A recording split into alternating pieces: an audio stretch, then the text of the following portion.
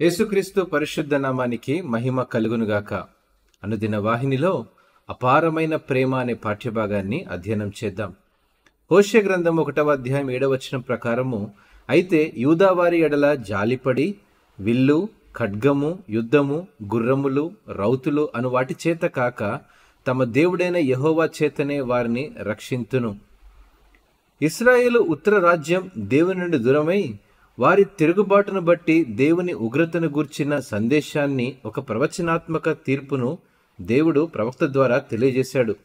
అయితే దక్షిణ రాజ్యమైన యూదాపై దేవుడు తన కృప, కనికర వాగ్దానమును బయలుపరిచాడు.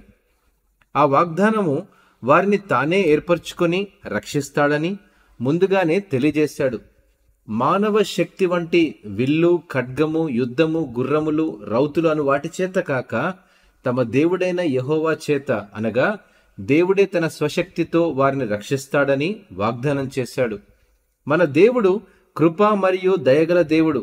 ఆయన మానవ అవగాహనకు, వారి సామర్థ్యానికి మించిన మార్గాల్లో తన ప్రజలను రక్షించడానికి ఎంచుకున్నాడు.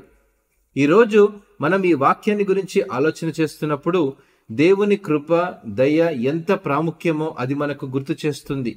మనం కూడా దేవునికి వ్యతిరేకంగా తిరుగుబాటు చేసి ఆయన కృపకు దూరమయ్యాము. కానీ ఆయన యూదా ఇంటిపై దయ చూపినట్లే యేసు క్రీస్తుపై విశ్వాసం ఉంచడం ద్వారా మనకు రక్షణను బహుమతిగా దయచేస్తాడు. ఈరోజు ఆయన ప్రేమ మరియు ఆయన వాగ్దానాల నిశ్చయతలో మనం జీవిద్దాం.